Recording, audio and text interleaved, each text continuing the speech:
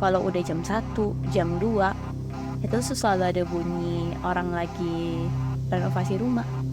Jadi pas gue lagi begini, terus pas gue begini, tuh gue ngeliat temen gue yang lagi yang indigo tuh, dia dengan posisi yang tidur, matanya udah kebuka, di sini air mata udah ngocor gitu, terus dia kayak itu nempel di kaca. Gue langsung kayak gue langsung makin merinding, gue langsung makin kayak Tuhan Yesus, Tuhan tolong.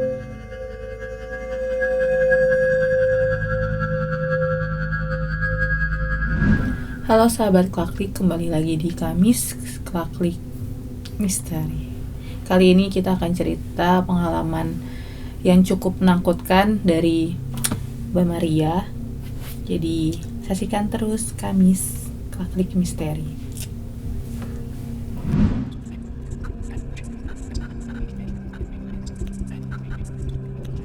Oke, jadi gue bakal cerita pengalaman, menurut gue ini pengalaman horor yang baru pertama kali gue ngerasain.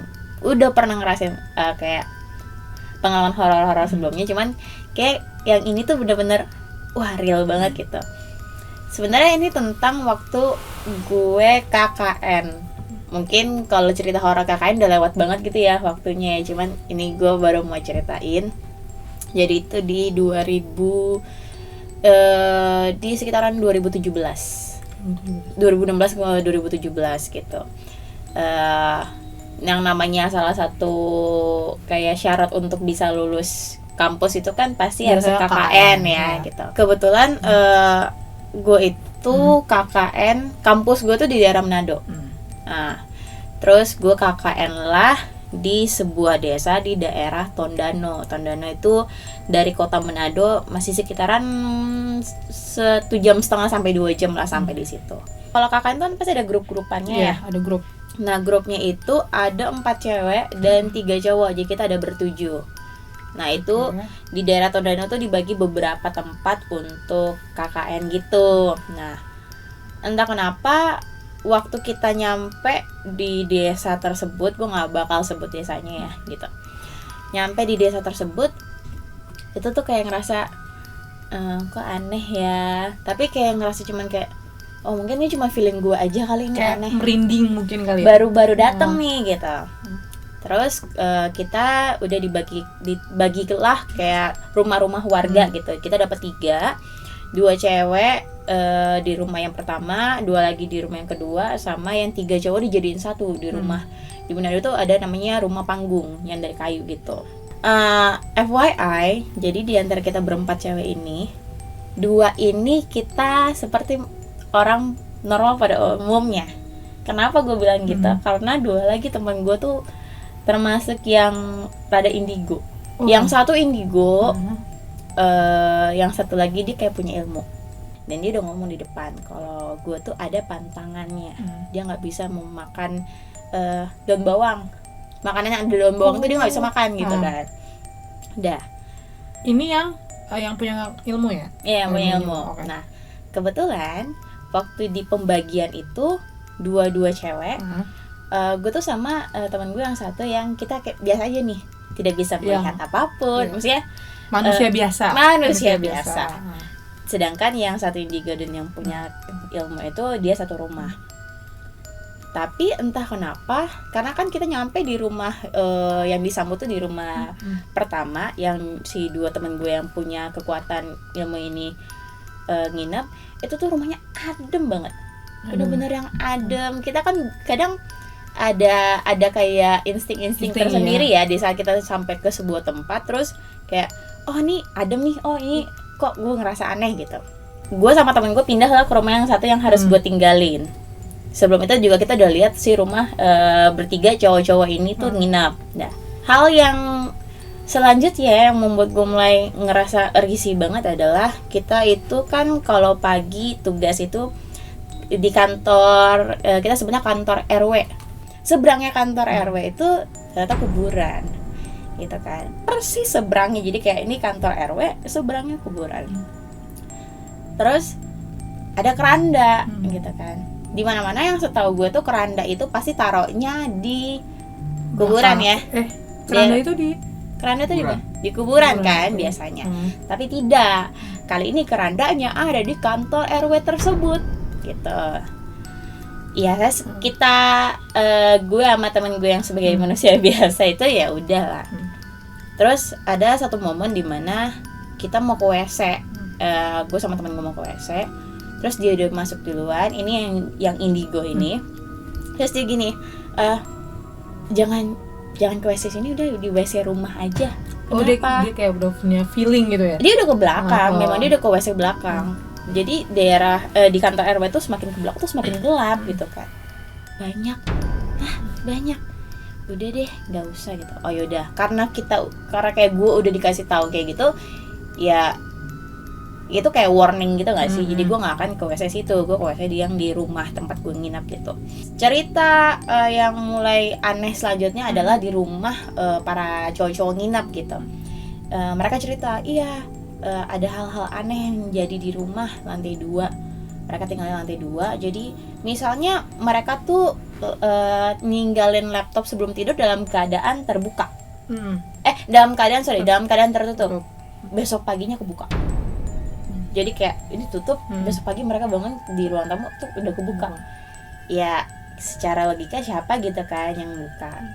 Jadi di rumah tempat gue tinggal itu kalau udah jam 1, jam 2 itu selalu ada bunyi orang lagi renovasi rumah. Kayak lagi mukul bangunan gitu. Kayak ngepaku apa segala macam. Ternyata gue denger lah cerita si tukang bangunan ini tuh yang lagi ngebikin rumah tersebut itu tuh udah meninggal. Tapi secara looks memang rumah itu belum kayak finish benar-benar selesai gitu loh. Ya kayak rumah desa pada umumnya sih. Dan itu gue denger waktu teman sekamar gue lagi pulang ke Manado. Jadi itu gue langsung telepon nyokap, gue langsung kayak ngomong, "Mah, ini ada suara aku dengar suara gini-gini." Udah berdoa gitu segala macam. Akhirnya gue ngomong ke nyokap gue, besok gue bakal bolak-balik aja deh gitu, dan diizinin kebetulan waktu itu. Dan akhirnya gue dari situ gue mulai mengulik sebenarnya tempat kakeknya gue tinggal tuh kenapa sih, ada apa sih gitu. Terus dibilang, oh ternyata di desa tersebut yang gue stay itu banyak hal-hal yang terjadi. Ternyata tetangga sebelah itu ada yang sempat mati gantung diri lah. Jadi banyak hal yang agak serem deh gitu, kayak gue nggak kebayang gue bakal KKN di tempat serem kayak gitu. Biasanya kan kita akan ngerasain itu 1-2 hari, abis itu kita baru akan terbiasa dengan lingkungan tersebut gitu. Tapi beda gitu, beda rasanya dengan tempat ini gitu kan. Udah, singkat cerita banyak banget kejadian-kejadian yang kita alamin di situ. Jadi si perempuan ini ngomong gitu kan ke gue, ya kita tidur di tempatnya anak laki-laki, kita stay bareng lah gitu satu rumah. Tapi FYI di bawah itu ada orang yang punya rumah tinggal di situ, si ibu situ, jadi aman lah gitu. Gue bilang dong, gue jujur kalau dibilang penakut untuk sekarang, ya bukan penakut, tapi kalau gue udah tahu hal itu tidak bagus, di suatu tempat itu ada sesuatu, gue nggak mau nantangin, gitu ya. Udah, terus ayolah kita nginep lah semalam doang gitu. Gue bilang, ya gue nggak mau. Apaan sih lo cupu? Ya saya kan kita selalu dibilang itu ya, cupu lo apa segala macam. Bilang, ya udahlah ya, yang penting gue udah kasih tau ke lo orang pada, jangan nyari perkara, jangan nantangin gitu. Sebelum itu teman gue yang indigo tuh sempat ngobrol sama gue, bilangnya gini, kalau misalnya gue lagi rep-repan atau ketindihan, gue tuh harus kayak lagi tidur tuh gue harus narik lu kencang. Oh, dikagetin gitu ya? Harus dikagetin gitu, karena yang dibilang dia tuh lagi sementara ada sosok yang ada di atasnya dia. Udah, pas lagi tidur nih, kita udah nginep di tempatnya laki-laki semua, kita nginep tidur. Posisinya adalah temen gue yang biasa aja, terus temen gue yang indigo, gue, dan yang paling pojok tuh yang punya kekuatan itu. Di atas kita itu jendela, di atas kepala kita jendela, cowok-cowok tidur di bawah kasur gitu kan. Ya gue dengan posisi gue waktu itu, gue tidur dengan mendengarkan lagu gereja. Gue nyetel lagu gereja tuh, karena saking takutnya ya. hawanya nggak enak banget, serius hawanya tuh nggak enak. Tiba-tiba di jam, gue nggak ngeliat jam, yang pasti itu udah subuh, gue mendengar suara tangisan yang membuat gue terbangun dan kayak Tuhan. Gue langsung kayak deg-degan banget. Gue mendengar suara tangisan. Yang gue cek pertama itu adalah sebelah kanan gue udah nggak punya ilmu gitu kan. Suara tangisannya kayak gitu. Jadi dia kayak sesegukan yang bukan nangis enggak, tapi kayak nafasnya kayak udah. Terus gue cek sebelah kanan, dia tidur dengan baik. Jadi pas gue lagi begini, terus pas gue begini, tuh gue ngeliat temen gue yang lagi yang indigo tuh, dia dengan posisi yang tidur, matanya udah kebuka, di sini air mata udah ngucur gitu, terus dia kayak terus itu tuh gue ngeliatnya dengan yang kayak yang terlintas di otak gue adalah gue langsung narik dia, gue langsung kayak Tuhan Yesus, gue gituin, Yesus langsung gue peluk. Terus gue, walaupun di sisi lain gue tuh takut banget lah, lu bayangin dengan posisi kayak gitu, gue langsung Yesus, gue langsung peluk gitu, gue bangunin semua orang, gue langsung marah dong, gue bilang kan gue udah bilang sama lo orang jangan nantangin, udah. Terus tiba-tiba pas kita lagi riwah sama teman gue yang abis rerukan itu, samping gue ini sih yang punya ilmu tuh tiba-tiba udah mojok, udah diem. Gue nanya kenapa, terus dia nunjuk itu apa gue bilang itu ada di kaca. Tapi gue paling nggak suka tuh orang yang kayak bisa lihat terus dia nunjuk gitu. Itu nempel di kaca. Gue langsung kayak gue langsung makin merinding, gue langsung makin kayak Tuhan Yesus, Tuhan tolong. Karena iya, kalau menurut gue, kalau kita panik, kita harus bisa nenangin diri kita sendiri sebelum kita nenangin orang lain. Mereka tuh suka kalau kita takut. Iya. Tapi kita bakalan takut sih, pasti. Ya namanya udah dikasih tahu ada di belakang kaca, sedangkan ini kayak kita lagi posisi duduk begini nih. Terus di belakang kita nih kayak anjir gitu kan.